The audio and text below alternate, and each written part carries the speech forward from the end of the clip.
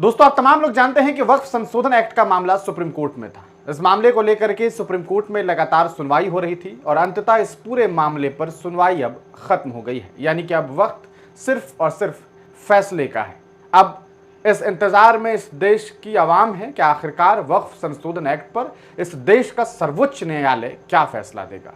Supreme court पर सबकी निगाहें हैं। हालांकि आपको बता दें, सुनवाई के खत्म होने के बाद जो ऑर्डर है उसे रिजर्व कर लिया गया है, यानी कि ऑर्डर सुरक्षित कर लिया गया है, आदेश सुरक्षित रख लिया गया है और आने वाले दिनों में इस पूरे मामले को लेकर के अब अदालत की तरफ से सीधे तौर पर आदेश जारी किया जाएगा कि आखिरकार होना क्या है, करना क्या है। सवाल यह है कि क्या इस मामले में सुप्रीम कोर्ट के द्वारा देश की सरकार यानी कि केंद्र सरकार को झटका मिलेगा या फिर एक बार फिर देश के मुसलमान और तमाम आईन पसंद लोगों को करारा झटका मिलने वाला है। आप बखूबी जानते हैं कि वक्फ संशोधन एक्ट के मामलात को लेकर के इस देश के मुसलमान और आईन पसंद लोग काफ़ी खफा हैं और यही वजह है कि देश के अलग अलग हिस्सों में इस वक्फ संशोधन एक्ट के खिलाफ लगातार प्रोटेस्ट की तस्वीरें सामने आई। बीच में पाकिस्तान के द्वारा भारत पर किए गए कायराना हमले के बाद all India Muslim personal law board ने जो एहतजाजी सम्मेलन है, कार्यक्रम है, उस पर रोक लगाया। लेकिन जब मामलात खत्म हुए, सीज फायर के ऐलान के बाद एक बार फिर all India Muslim personal law board जो है वह पब्लिक मीटिंग्स कर रही है और वक्फ संशोधन एक्ट पर अपनी बात आवाम के बीच रख रही है। इस बीच जब सुप्रीम कोर्ट में यह मामला पहुंचा तो आपने देखा कि किस तरीके से पहले तो यह मामला chief justice of India mister Sanjeev Khanna के पास था, लेकिन 13 मई को उनके रिटायरमेंट के बाद यह पूरा मामला सीधे तौर पर जो है मिस्टर गवई के पास पहुंच गई, जो इस पूरे मामले पर जो है वो अब सुनवाई कर रहे थे और सुनवाई जो है सुन रहे थे। इस पूरे मामले के बीच आपको बता दें, सुप्रीम कोर्ट में जो बातें सामने आई है उसमें अभी तक यह बात अब साफ हो गई है कि यह मामला अब जो अदालती कार्रवाई थी, जो दलील पेश करने का वक्त था, वह खत्म हो गया है और अब सीधे तौर पर इस पूरे मामले में जो चीफ जस्टिस ऑफ इंडिया हैं वह फैसला कुछ ही दिनों में सुना देंगे। अब सवाल ये उठता है कि आखिरकार सुप्रीम कोर्ट में क्या कुछ हुआ।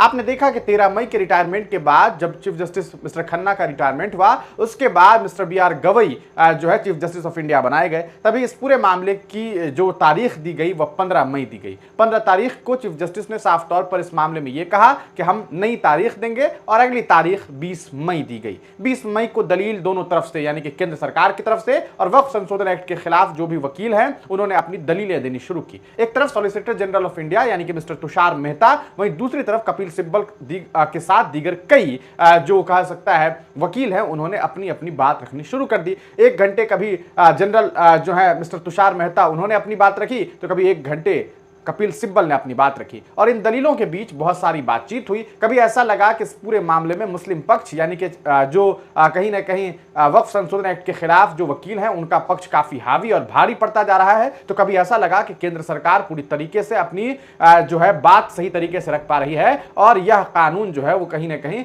कायम रहेगा। लेकिन इस दरमियान जब अंत की बातचीत के बारे में जिक्र किया जाए, जो लास्ट टाइम में यानी कि जो 22 तारीख को जो सुनवाई हुई, 22 तारीख को जो मामलात हुए, क्योंकि 20, 21, 22 इन तीनों दिनों पर जो है तीनों दिनों जो है सुनवाई हुई और इस पूरे मामले में जो AJ मसीह हैं जस्टिस हैं, इसके अलावा chief justice of India BR Gavai हैं, उन दोनों ने कहीं ना कहीं इस पूरे मामले को बहुत संजीदगी से और बहुत शानदार तरीके से सुना और अपनी बात रखी। इस दरमियान मुख्यतः जो बातें हुई वह इस तरीके से कि कपिल सिब्बल सीधे तौर पर इस एक्ट को असंवैधानिक बता रहे हैं। वो ये कह रहे हैं कि देश में जो लोगों को, आवाम को जो धार्मिक आजादी संविधान ने दी है, यह एक्ट सीधे तौर पर उसके खिलाफ है। वहीं दूसरी तरफ सरकार का पक्ष रखते हुए solicitor general of India mister Tushar Mehta ने यह बात कही कि यह कानून ऐसा नहीं है कि मुसलमानों के खिलाफ है या वक्फ को खत्म करने की साजिश है, बल्कि वक्फ के सही इस्तेमाल के लिए हमने इस तरह का कानून बनाए हैं ताकि इसका सही इस्तेमाल किया जा सके। वहीं दूसरी तरफ कपिल सिब्बल ने इस पूरे मामले पर मुख्यतः जो कुछ बातें कही वह यह कि यह 5 साल वाली जो चीज है कि प्रैक्टिसिंग मुसलमान होगा, आखिरकार प्रैक्टिसिंग मुसलमान होने का क्या मतलब होता है। एक मुसलमान के लिए सीधे तौर पर फर्ज 5 चीजें हैं, जिसमें एक अहम चीज ज़कात है और ज़कात का मतलब ही वक्फ है यानी कि दान है और वक्फ मुसलमानों के लिए एसेंशियल, एक कहीं ना कहीं एसेंशियल पार्ट है।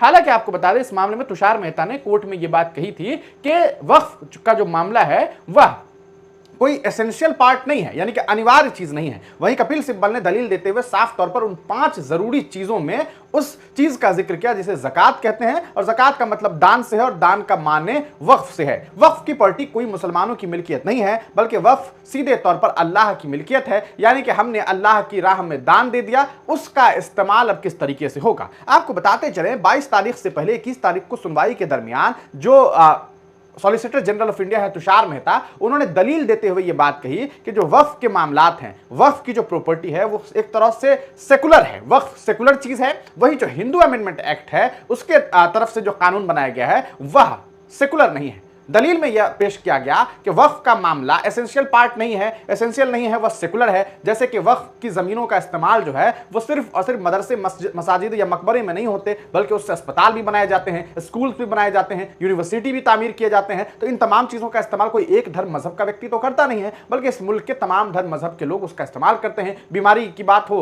अस्पताल जाने की बात हो तो तमाम धर्म मजहब के लोग जाते हैं, इसलिए वह एक सेकुलर है। वहीं हिंदू अमेंडमेंट एक्ट को कहीं ना कहीं सीधे तौर पर तुषार मेहता ने पहले जो है यह दलील देने की कोशिश की कि वह सीधे तौर पर धार्मिक मामला है और उसमें किसी भी दूसरे धर्म का लोगों का हस्तक्षेप नहीं है। हालांकि अगले दिन यानी कि 22 तारीख को वो अपने इस बयान से पलट गए और उन्होंने सीधे तौर पर अपनी उस दलील को वापस ले लिया और यह बात कही कि ऐसा नहीं है, वक्फ अमेंडमेंट एक्ट की तरह ही, यानी कि वक्फ की तरह ही सीधे तौर पर, वक्फ अमेंडमेंट एक्ट नहीं, वक्फ की तरह ही जो हिंदू अमेंडमेंट एक्ट है उसके तहत भी जो बोर्ड्स हैं उसका जो इस्तेमाल है, जो उसकी प्रॉपर्टी है उसका इस्तेमाल सीधे तौर पर यही नहीं है कि वह हिंदू धर्म के मंदिर के लिए ही है, बल्कि उसका भी इस्तेमाल लोगों के लिए, आम लोगों के लिए किया जाता है, चाहे वह जो है हॉस्पिटल के शक्ल में हो या फिर स्कूल के शक्ल में हो या फिर अलग अलग कह सकता है सामाजिक इस्तेमाल के तौर पर हो, तो इसका इस्तेमाल किया जाता है। यानी कि तुषार मेहता यहां पर भी अपनी बातों से पलट गए और एक दलील के मुताबिक अगर देखा जाए तो एक दलील में वह अगले दिन ही हार गए। वहीं अगर कुछ बातें की जाए जो मुख्यतः हैं,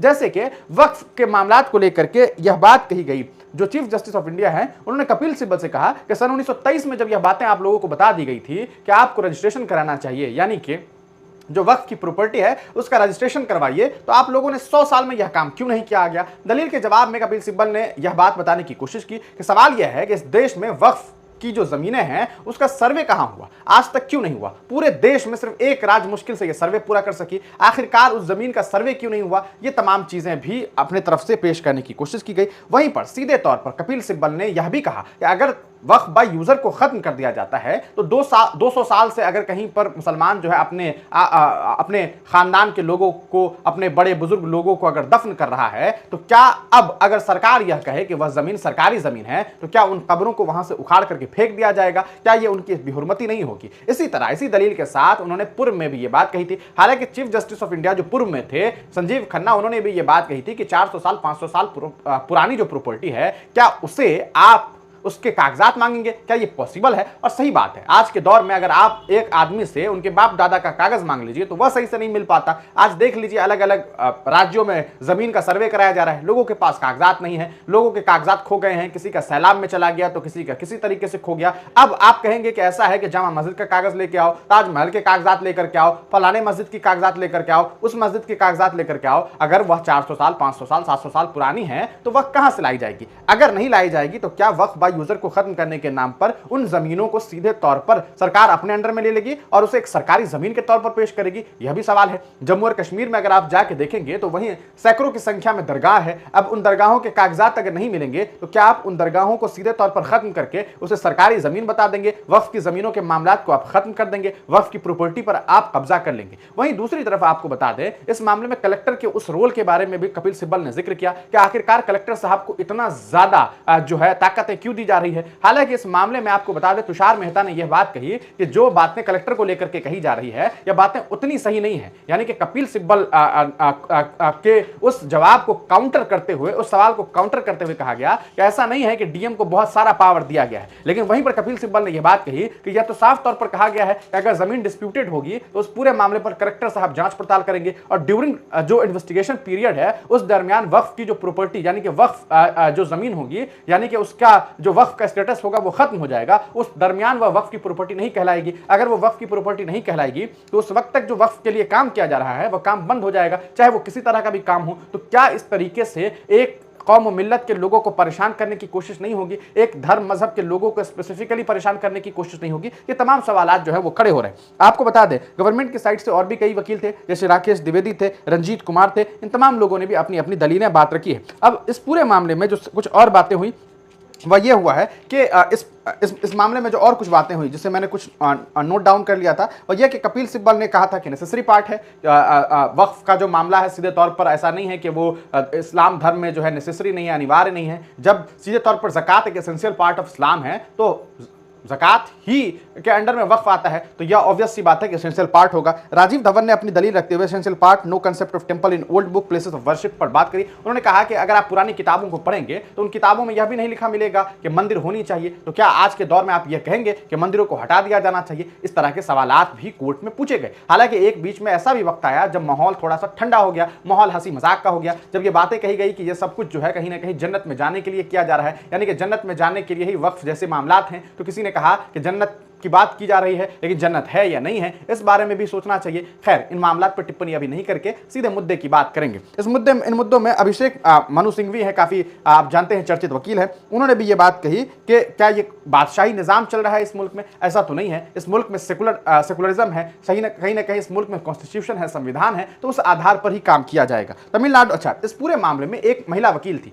उन्होंने अपनी एक बड़ी दलील रखी। उन्होंने कहा कि तमिलनाडु के एक गांव में सीधे तौर पर पूरे के पूरे गांव को वक्फ वालों ने ये कह दिया है कि ये वक्फ की प्रॉपर्टी है, यानी कि पूरा का पूरा गांव जो है वो वक्फ की प्रॉपर्टी है। लेकिन उस महिला ने एक बड़ी दलील दी। उन्होंने कहा कि उस गांव में एक मंदिर है और वह मंदिर चोला, आप सोच लीजिए चोला का राज कब था, लगभग हजारों साल पहले की बात है, उस दरमियान जो है वो मंदिर बनाई गई, तो क्या वह मंदिर भी वक्फ की मिल्कियत कहलाएगी? ये एक बड़ा सवाल जो है उस महिला वकील ने कोर्ट के अंदर रख दिया है। अब इस पूरे मामले पर यकीनन कहीं ना कहीं सुप्रीम कोर्ट गौर और फिक्र करेगी और उसके बाद फैसला देगी। अब you can't change the Waqf status, only 5 state.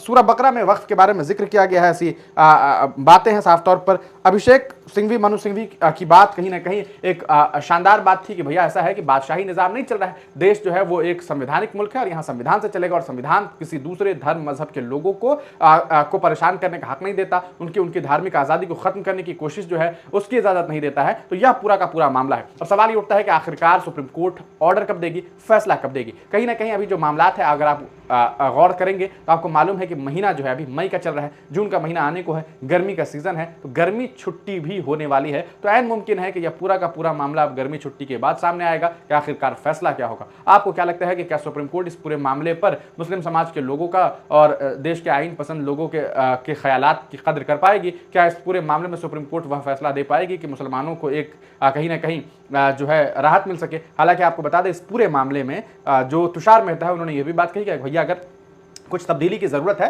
तो आप हमें सजेस्ट करिएगा, सरकार जो है तब्दील करेगी। ऐसा ना हो कि 1, 2, 4 तब्दीली की वजह से पूरे के पूरे कानून को खत्म कर दिया जाए। हालांकि मुस्लिम पक्ष साफ तौर पे कह रहा है कि यह कानून सही नहीं है, इस कानून को पूरी तरीके से खत्म कर दिया जाना चाहिए। आपको क्या लगता है, आपकी क्या उम्मीदें हैं? अपनी राय कमेंट सेक्शन में जरूर दीजिएगा। आपसे हमारी अंत में एक गुजारिश है, हिंदुस्तानी मीडिया ऑफिशियल यूट्यूब पर जाकर के सर्च कीजिए। हमारा एक दूसरा चैनल है, उसे जाकर के जरूर सब्सक्राइब कर लीजिए, क्योंकि कब हमारे इस चैनल को खत्म कर दिया जाए, बंद कर दिया जाए, कौन जानता है। इसलिए आपसे हमारी बहुत बहुत गुजारिश है कि ये काम जरूर करिएगा। इस वीडियो को शेयर कीजिएगा, चैनल को सब्सक्राइब कीजिएगा। बहुत बहुत शुक्रिया।